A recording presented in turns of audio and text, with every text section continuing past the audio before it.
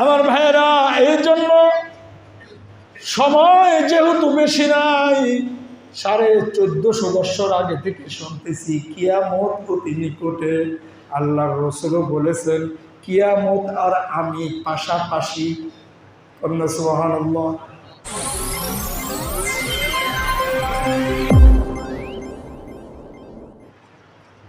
আল্লাহ তাআলা বলেন ফাইদা কুদিয়াতিস সালাতু ফান্তাশিরু ফিল আরদি ওয়াবতাগু মিন ফাদলিল্লাহ। আল্লাহ রাব্বুল আলামিন বলেন, নামাজ যখন তোমাদের আদায় করা শেষ হয়ে যায়,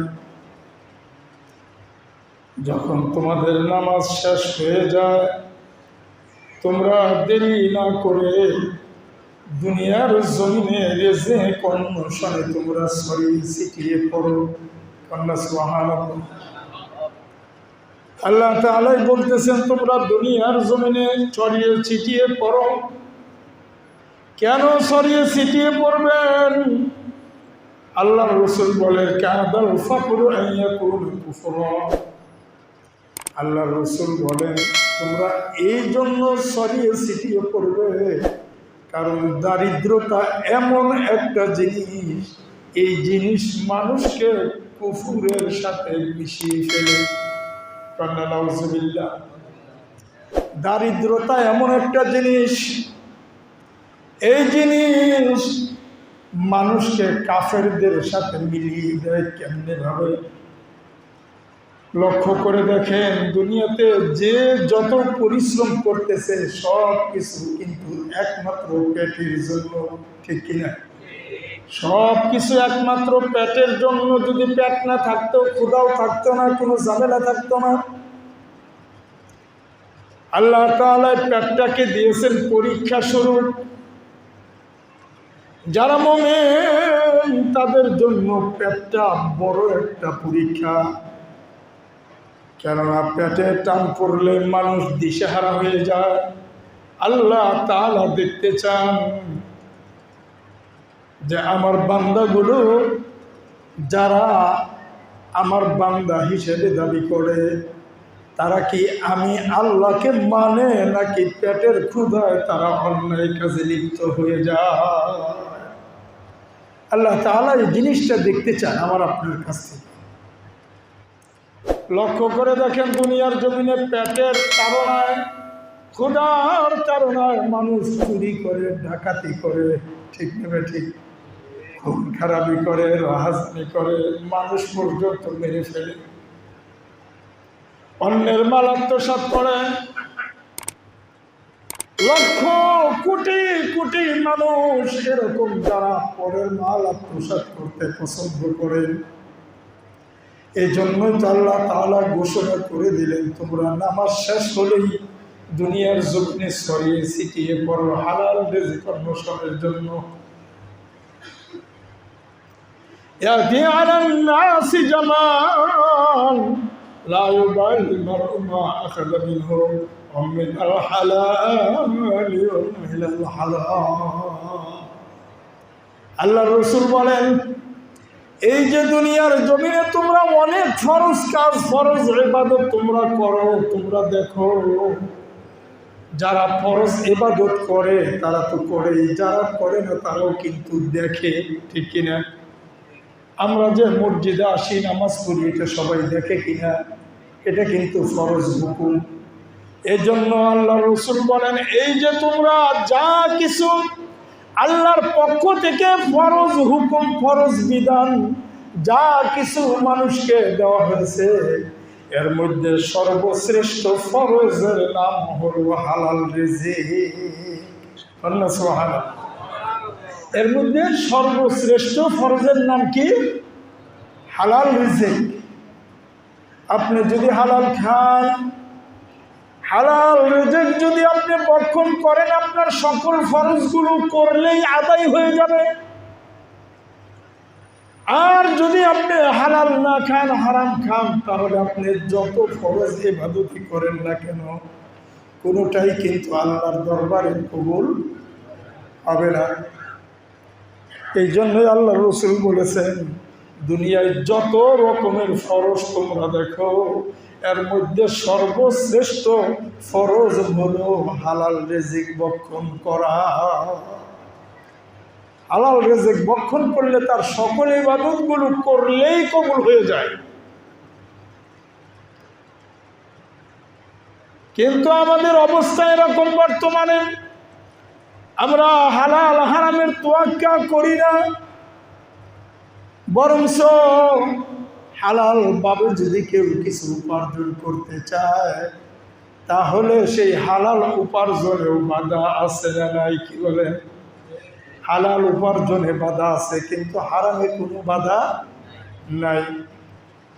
যেমন কিছু জিনিস আমাদের দেশে আমরা দেখি, বোঝানোর জন্য বলতেছি, দুনিয়ায় অনেক মানুষ আছে অন্যায়ভাবে প্রেম প্রীতি ভালোবাসা করে জেনা ব্যভিচারের মতো খারাপ কাজে তারা লিপ্ত হয়ে যায়।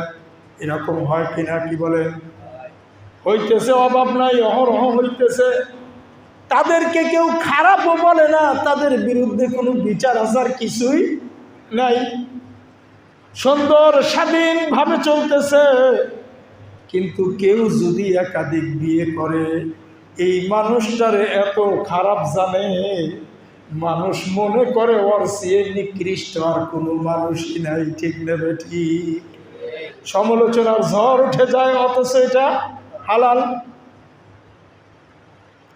এর মানে হলো হালাল কাজের সমালোচনা করার লোকের অভাব নয়, কিন্তু হারামটা আমরা চোখেও দেখি না। কারণ কি?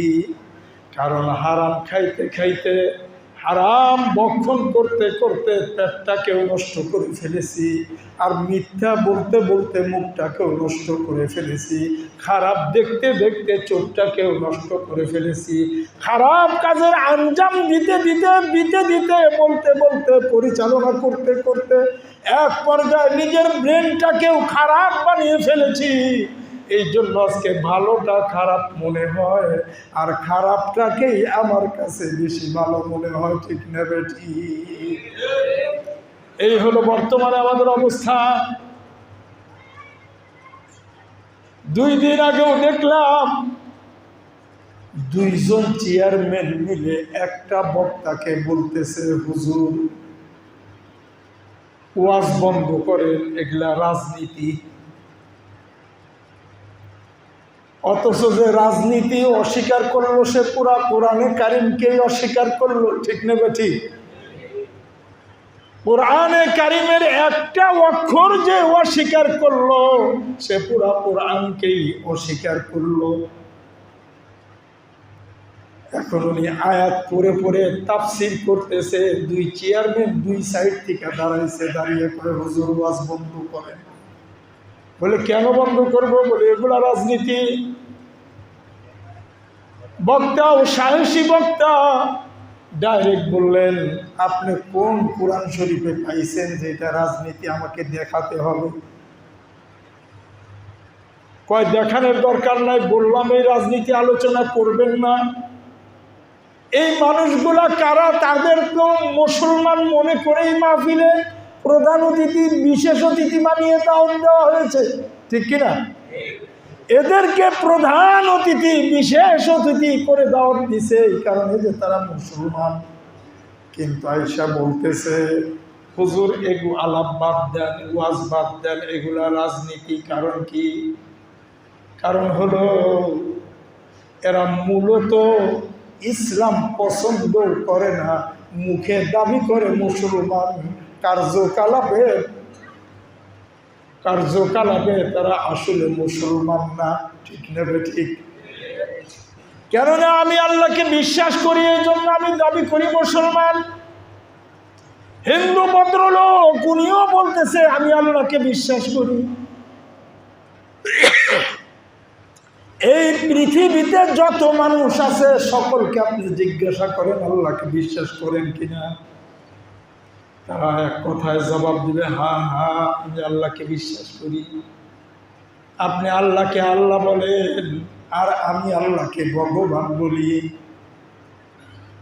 এখন বন্ধু, উনি আল্লাহকে আল্লাহ, আমি আল্লাহকে আল্লাহ বলি, উনি আল্লাহকে ভগবান বলে, তাহলে তো বিশ্বাস দুজনের এক, ঠিক কিনা? তাহলে কেন আমি তাকে কাফের বলতেছি? কারণ কি? উনি বললেন, হুজুর আমাকে যে কাফের বললেন, কেন কাফের বললেন, কারণটা কি? জবাব হলো, আবু জাহেলও কিন্তু আল্লাহকে বিশ্বাস করত, ঠিক নেবে ঠিক? আবু জাহেল যেদিন বদরে যাচ্ছে, ইসলামের প্রথম যুদ্ধ 17ই রমজান সংগঠিত হয়েছিল। যখন বদরে যাচ্ছে আবু জাহেল আল্লাহর ঘরের গেলাপ ধরে আল্লাহর কাছে দোয়া করলেন, আল্লাহ, মুহাম্মদ সাল্লাল্লাহু আলাইহি সাল্লামের বিরুদ্ধে যুদ্ধে যাইতেছি, যিনি হকের উপর আছে তাকে তুমি বিজয় দিও। আবু জাহেল দোয়া করতেছে, যে হকের উপর আছে তাকে তুমি বিজয় দিও। এখন বলেন তো, বদরের যুদ্ধে জয়লাভ করেছিল কারা? মুসলমানরা। এর মানে বোঝা গেল আবু জাহেলের দোয়াও কবুল হয়েছে কিনা? আবু জাহেলের দোয়াও কবুল হয়ে গেছে। কিন্তু এখন বলেন তো, সে তো আল্লাহর কাছে দোয়া করলো, এর মানে কি সে মুসলমান? মুসলমান হলে কি মুহাম্মদ সাল্লাল্লাহু আলাইহি সাল্লামের বিরোধিতা করতে পারবে? কি বলেন? বিরোধিতা করা সম্ভব না। কিন্তু সে দোয়া করে বিরোধিতা করতে গেছে, আল্লাহ তার দোয়া কবুল করে মুসলমানদের পক্ষে বিজয় দিয়ে দিয়েছে। এখন বন্ধু আবার আপনি বলতে পারেন, আবু জাহেল সে তো কাফের মুশরিক, আমরা তো হজ করি, আমরা হজ করি। ও বন্ধু, আপনি তো হজ করছেন একবার, আবু জাহেল হজ করতো বৎসরে প্রতিবার, প্রতি বৎসরই হজ করতেন, প্রতি বৎসরই হজ করতেন। এখন আপনি একবার হজ করার কারণে যদি আপনি মনে করেন আপনি মুসলমান, তাইলে আবু জাহেল আপনার চেয়ে বড় মুসলমান, ঠিক কিনা? ও বন্ধু, হজ করলে, নামাজ পড়লেই মুসলমান হওয়া যায় না। ইসলামের কিছু আইন কানুন মানলেই মুসলমান হওয়া যায় না। যেটা আপনার স্বার্থে লাগার কারণে আপনি ন্যায়কে অন্যায় বললেন, ওইটার কারণেই আপনি মুসলমান হইতে পারবেন না। মুসলমান হওয়া তো সহজ বস্তু না। মুসলমান হওয়া হলো এমন একটা জিনিস, আল মুসলিমু মান সালিমাল মুসলিমুনা মিন লিসানিহি ওয়া ইয়াদিহি। আল্লাহর রাসূল বলেন, ওই ব্যক্তি মুসলমান যার হাত দ্বারা, জবান দ্বারা, অঙ্গ প্রত্যঙ্গ দ্বারা অন্য কারো কষ্ট হয় না, সে হলো পূর্ণাঙ্গ মুসলমান। কন্যা সুবহানাল্লাহ। কথাটা বুঝতে পারছেন তো? যার হাত দ্বারা, পাও দ্বারা, অঙ্গ প্রত্যঙ্গ দ্বারা, জবান দ্বারা, বিবেক বুদ্ধি দ্বারা অন্য কারো ক্ষতি হয় না, শুধু মুসলমান বলা হয় নাই। বিধর্মীরও ক্ষতি করার অধিকার আপনার নাই। হ্যাঁ, যদি উনি আপনার সাথে ধর্ম যুদ্ধে লিপ্ত হয়, তখন আপনি তাকে কতল করেও দিতে পারবেন। তাছাড়া বিধর্মীর ক্ষতি করার অধিকার আল্লাহ তাআলা আপনাকে দেন নাই। এখন বন্ধু দাবি করে সবাই মুসলমান, ইসলাম মানার ব্যাপারে নাই, নামাজ পড়ে আর দাবি করে মুসলমান, আত্তাহিয়াতু দুরূদ শরীফও ভালো করে জানে না। আমাকে আমার একজন মুসল্লি একদিন বলতেছে, হুজুর আত্তাহিয়াতু পরে বসে থাকি, আপনি কেমন করে আত্তাহিয়াতু পড়েন? 8-10 দিন বলার পরে আমি বলছি যে ঠিক আছে, তাহলে আপনি আত্তাহিয়াতুটা বলেন, আমিও বলি, দেখেন কে কেমনি পড়ি। কতক্ষণ জিম ধরে থেকে কয়, হুজুর আমি তো আত্তাহিয়াতু পারি না। কয় আমি আত্তাহিয়াতু পারি না। আমি বললাম যে ভাই, আপনি আত্তাহিয়াতু পারেন না, তো আপনি আত্তাহিয়াতু করে বসে থাকেন, বারবার একই কথা বলতেছেন, এটা আবার কোন আত্তাহিয়াতু? তখন মাথা নিচু করে ফেলছে, আর কথা বলে। এর মানে কি? এর মানে হলো তিনি ইমাম সাহেবের চেয়ে উপরে থাকতে চান। বলে, হুজুর আপনি যা জানেন তার চেয়ে আমি একটু বেশি জানি, ঠিক কিনা? এরকম কিছু মুসলমান আছে ও বন্ধু, এই খুঁটি নাটি ব্যাপারে ইমানটা একবারে ধ্বংস হয়ে যায়, থাকে না। দাবি করে বসে আছি মুসলমান, খুঁটিনাটি ব্যাপার কোনটা আপনি বলতে পারলে, কোনটা বললে শরীয়ত সম্মত হবে, কোনটা শরীয়ত সম্মত না, এই জিনিসগুলো জেনে শুনে আপনাকে বলতে হবে। আপনি মন মতলবী মন্তব্য করবেন, হবে না। কিয়ামত আর আমি, মানে আল্লাহর রাসূল বলতেছেন কিয়ামত আর আমি পাশাপাশি দুইটা বস্তু।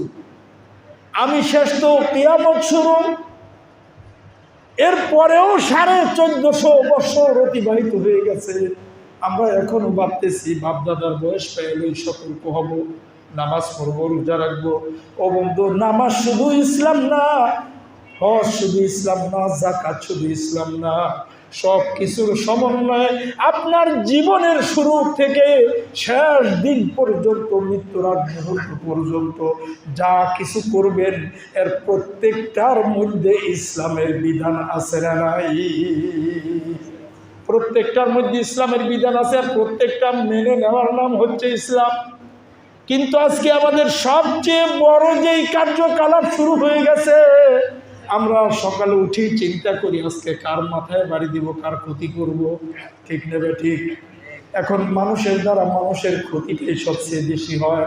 এখন আপনি মানুষ হওয়ার পরে আপনার দ্বারা যদি অন্যের ক্ষতি হয়ে যায়, তাহলে মনে করবেন আপনার সব কিছু ঠিক আছে, কিন্তু আর যাই হোক মুসলমানের খাতায় আপনার নামটা নাই, ঢুকে নাই। এই জন্য বন্ধু, দিনকে মজবুত করে ধরতে হবে, দিনের উপরে অটল থাকতে হবে। যে কোনো ক্ষতির বিনিময় দিন থেকে সরে যাওয়া যাবে? কি বলেন, যাবে নাকি? যাবে না। ক্ষতি হয়ে যায়, যাক, আবার সব শেষ হয়ে যায়, কিন্তু আমি দিনের উপরে অটল থাকবো। আল্লাহ তাআলা বলেন, আমি সম্পদ দিয়ে, বিভিন্ন কিছু দিয়ে, অল খাউফ ওয়াল জু, আল্লাহ তাআলা বলতেছেন ভয় ভীতি দিয়ে, ক্ষুধা দিয়ে, দারিদ্রতা দিয়ে তোমাদেরকে আমি পরীক্ষা করব। পরীক্ষায় যদি উত্তীর্ণ হতে পারেন, পরে আপনাকে সম্পদ দিয়ে সম্পদশালী বানিয়ে দিবেন। তিনি কে? আল্লাহ আপনাকে সম্পদ দিয়ে সম্পদশালী বানিয়ে দেবেন। এই জন্য বন্ধু, আপনার 2 নাম্বারই করার কোনো প্রয়োজন নাই, বরং আপনি যদি 2 নাম্বারই করেন, 2 নাম্বারই করে আপনি নিজেই আল্লাহর কাছে ধরা খাইলেন। কেননা দুনিয়ার মানুষের কাছে ধরা খাইলে হয়তো বা ক্ষমা চেয়ে যে কোনোভাবে মাপ নেওয়া যাবে, কিন্তু যদি আল্লাহর কাছে ধরা খান, তওবা না করে যদি মরে যান, তাহলে কিন্তু এটা মাপ পাওয়ার কোনো রাস্তা নাই। আর বর্তমানে তো শুরু হয়েছে এরকম, একজনের পকেটে টাকা, আরেকজনের টাকা গুনতে থাকে, মাসের পর মাস চিন্তা ভাবনা করতেছে টাকাগুলো আমার কাছে আসবে, বিভিন্নভাবে কৌশল করে কিভাবে তার টাকাটা নেওয়া যায়। ও বন্ধু, মনে রাখবেন, আপনি যদি কারো টাকা নিয়ে, কারো সম্পদ নিয়ে ছিনিমিনি করে যদি আপনি মারা যান, মৃত্যুবরণ করেন, হক নষ্ট করে মারা যান, বিশেষ করে এই জিনিসটা মেম্বার, চেয়ারম্যানদের, মন্ত্রী, মিনিস্টারদের জন্য বড় ভয়ের বিষয়। রাস্তাঘাটের কাজ চলতেছে, দেখা গেছে 10 কোটি টাকার কাজ পেয়েছে মন্ত্রী মহোদয়, 2 কোটি টাকা নিজের পকেটে রেখে 8 কোটি টাকার কাজ করেছে। এরকম আছে না নাই? কি বলেন? এটাই তো তাদের এখন খাওয়ার রাস্তা। কিন্তু এই যে 2 কোটি টাকা খাইলেন, একজনের টাকা হইলে একজনের কাছে ক্ষমা চাইলে চলবে, ঠিক কিনা? কিন্তু আপনি যেই টাকাটা খাইলেন, এই টাকাটা তো তামাম বাংলাদেশের সব জনগণের টাকা, ঠিক না বেঠিক? আপনি কয়জনের কাছে ক্ষমা চাইবেন? আপনার জীবন তো এমনিই শেষ। এখন তো পর্যায় এমন হয়েছে, তারা শুধু টাকা না, গরিব মানুষের জন্য টয়লেট পাস হয়ে এসেছে, এই টয়লেট পর্যন্ত তারা খাইয়ে ফেলায়, ঠিক না বেঠিক? এই তো হলো আমাদের অবস্থা। গরিবের হক বুঝাইতে তারা রাজি না, বলতে গেলে উল্টা অত্যাচার করে, ঠিক কিনা? যদি কেউ বলতে যায়, কেউ যদি প্রতিবাদ করে, তার উপর অত্যাচারের শেষ নাই। তাকে দুর্বল করার জন্য এহেন কোনো নিকৃষ্ট পন্থা নাই যেই পন্থায় তারা চেষ্টা করে না ওর জবান বন্ধ করার জন্য। এক পর্যায়ে দেখা যায় সন্ত্রাসী বাহিনী দিয়ে বিভিন্ন কলকৌশলে ওই লোকটাকে অনেকে মেরেও ফেলে আসে না। আমার ভাইয়েরা, এই হলো দুনিয়ার অবস্থা। কিন্তু আমি আপনি যারা দাবি করি মুসলমান, নামাজ পড়ি, রোজা রাখি, হজ করি, যাকাত দিই, আল্লাহর হুকুম মানার চেষ্টা করি, ও বন্ধু, আপনার যত কষ্টই হোক না কেন আপনাকে মনে রাখতে হবে আপনি মুসলমান। আপনি যা করেন সব কিছু দেখেন কি?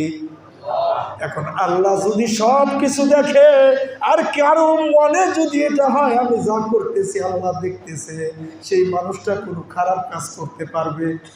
কি বলে? এই জন্য মুসলমানের সর্বপ্রথম কাজ হলো মনে করতে হবে আমি যা করি সব কিছু দেখেন আমার আল্লাহ। আর আল্লাহ সব যেহেতু দেখেন, তাহলে আমার দ্বারা কোনো অন্যায় কাজ করা সম্ভব না। আপনি যদি অন্যায় না করেন, আপনি হকের উপরে থাকেন, হয়তোবা কিছু সময় আপনার কষ্ট হতে পারে। কেননা আপনার যদি কষ্ট না হয়, যারা ষড়যন্ত্র করেছে তাদেরকে তো শাস্তি দেওয়া যাবে না, ঠিক কিনা? এই জন্যই আল্লাহ তাআলা আপনাকে কিছুটা কষ্ট দেয়, কষ্ট দিয়ে তাদেরকে কষ্ট দেওয়ার মালিক বানিয়ে দেয়, যাতে করে কিয়ামতের ময়দানে ঘাড় ধরে ধরে ধাক্কা দিয়ে আল্লাহ তাআলা তাদেরকে জাহান্নামে নিক্ষেপ করতে পারে। আল্লাহ তাআলা এই সমস্ত লোকের ব্যাপারে বলছেন, আফাতুমিনুনা বিবাদিল কিতাবি ওয়া তাকফুরুনা বিবাদ। আল্লাহ তাআলা প্রশ্ন করতেছেন, ও বান্দা, তোমরা কি আমার কিতাব কিছু মানবা আর কিছু মানবা না? প্রশ্ন করলেন কে?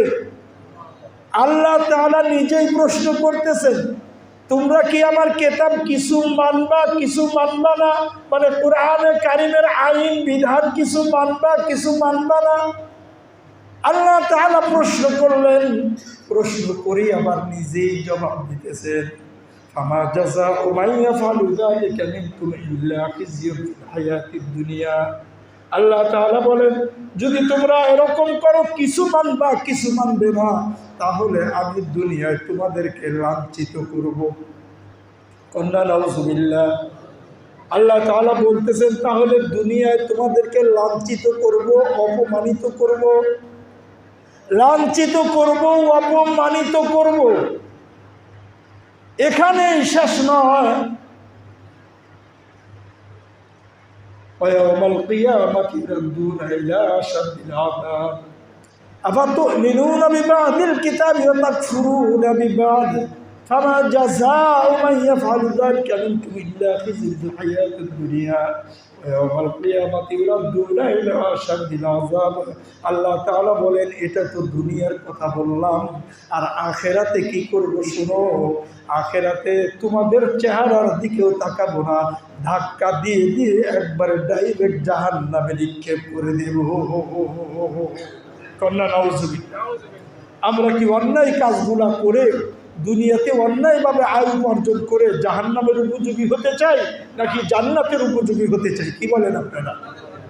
আল্লাহ তাআলা আমাদের সকলকে ন্যায় নিষ্ঠাভাবে চলে জান্নাতের উপযোগী হওয়ার মতো তৌফিক আল্লাহ তাআলা আমাদেরকে দান করুন, সকলেই বলি আমিন। এবং দুনিয়াবী সমস্ত প্রকার বালা মুসিবত থেকে আল্লাহ তাআলা আমাদেরকে হেফাজত করুন।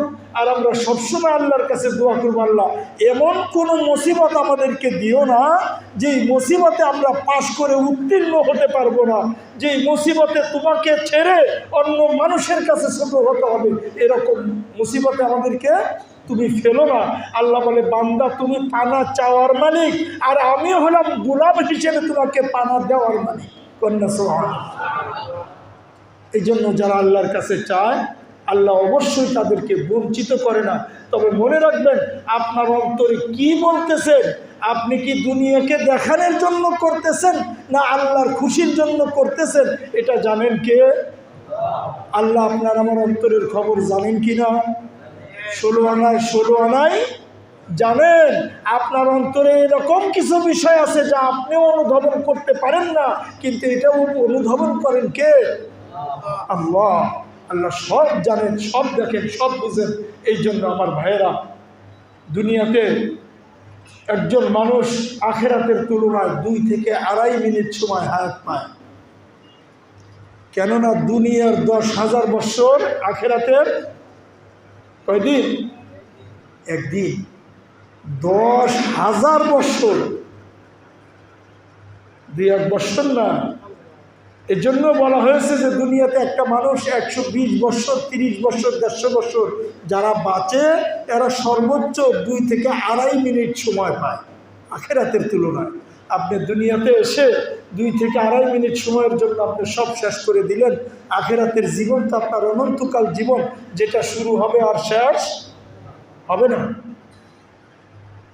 এখন যারা বুদ্ধিমান তারা এই সুযোগে আখেরাত কামিয়ে নেবে, আর যারা দুনিয়া চায় তারা এই সুযোগে, এই অল্প সময়ে তারা দুনিয়া কামানোর জন্য পাগল হয়ে যাবে। কেউ কামাইতে পারে, আবার কেউ কামাইতে পারে না। সারা জীবন চেষ্টা করে গেছে, কিন্তু সে স্বাবলম্বী হতে পারে না। কিন্তু আবার দেখেন, অনেকে সৎ পথে চলতে চলতে চলতে চলতে এক পর্যায়ে তার কোনো অভাবও নাই, অনটনও নাই, কোনো দুঃখ দুর্দশা নাই, তার ছেলে মেয়ে কারো কাছে হাতও পাতেন আছে না এরকম মানুষ? এদেরকে রক্ষা করেন কে? এদেরকে বরকত দেন কে? আল্লাহ তাআলা বরকত দেন। আমরা যদি এরকম হতে পারি, আমাদেরকেও বরকত দিবেন কে? আল্লাহ পাক আমাদের সকলকে পুরোপুরি দিনের উপরে অটল অবস্থায় চলার মতো তৌফিক দান করুন। সকলে বলি আমিন।